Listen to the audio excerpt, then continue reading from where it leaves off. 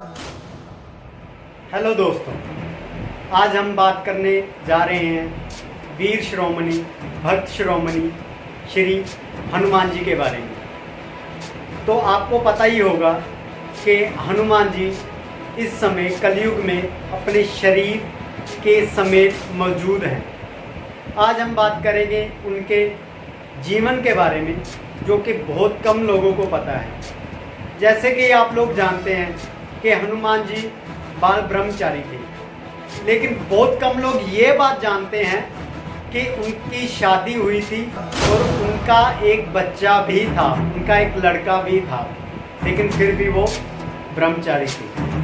तो इसी वीडियो को स्टार्ट करते हुए सबसे पहले आपको जय श्री राम। तो आपका स्वागत है हमारे अपने चैनल इधर उधर की बातें। तो अगर आप हमारे चैनल पे नए हैं तो हमारे चैनल को सब्सक्राइब करें और बेल आइकन को दबाएं, ताकि हर आने वाली नोटिफिकेशन आपको मिलती रहे। तो आइए हम इस वीडियो को स्टार्ट करते हैं। मैं हूं आपका नीतीश भारद्वाज और मैं हूं आपका योगेश भारद्वाज। तो दोस्तों, हम आपको बता दें कि हनुमान जी जिनके गुरु थे भगवान सूर्यदेव, भगवान सूर्यदेव के पास 9 ऐसे ज्ञान थे, 9 ऐसी विद्याएं थी जो हनुमान जी ग्रहण करना चाहते थे। दिनव निधि के दाता असबर दीन जान की माता।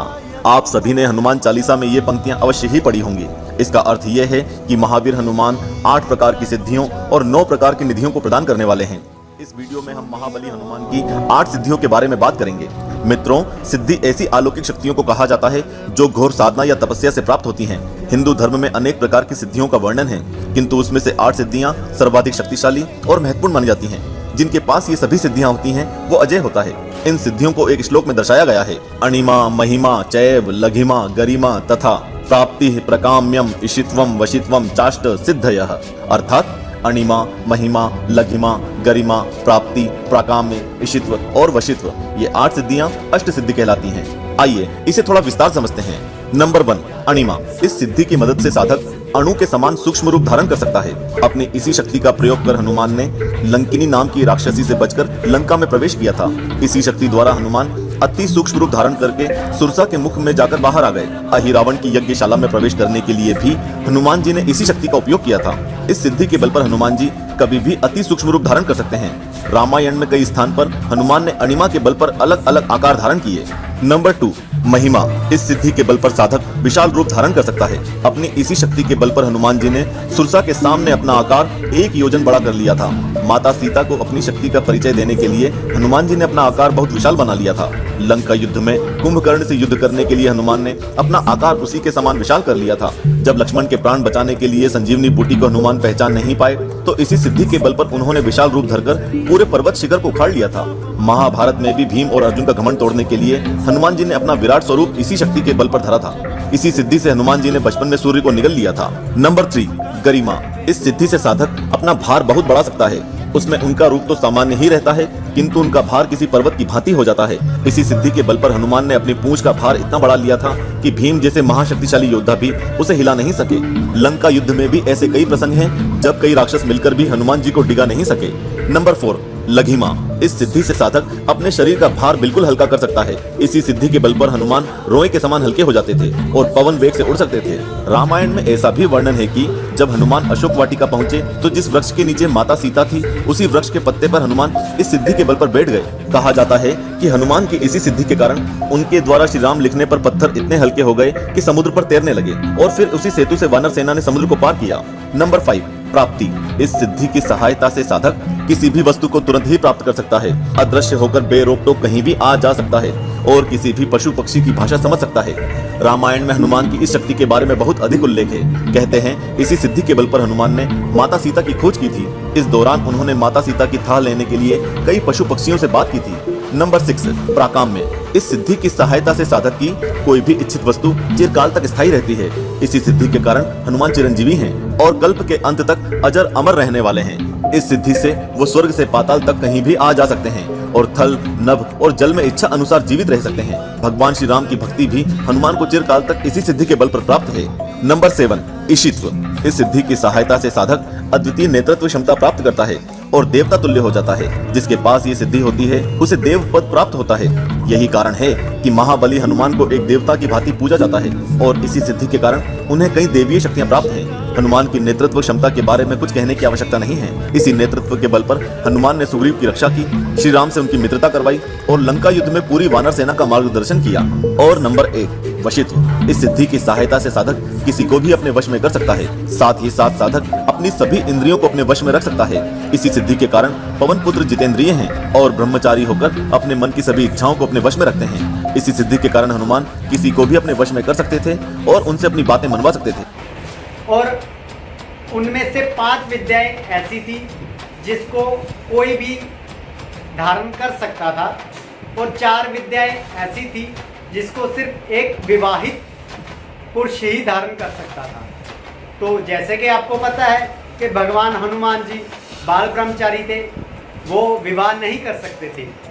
लेकिन जब 5 विद्याएं हनुमान जी ने सूर्यदेव से धारण की, उसके बाद सूर्यदेव वो 4 विद्याएं भी हनुमान जी को देना चाहते थे, लेकिन वो सिर्फ एक विवाहित पुरुष ही ग्रहण कर सकता था। तो इसलिए सबसे बड़ी समस्या ये थी कि हनुमान जी शादी के लिए नहीं मान रहे थे।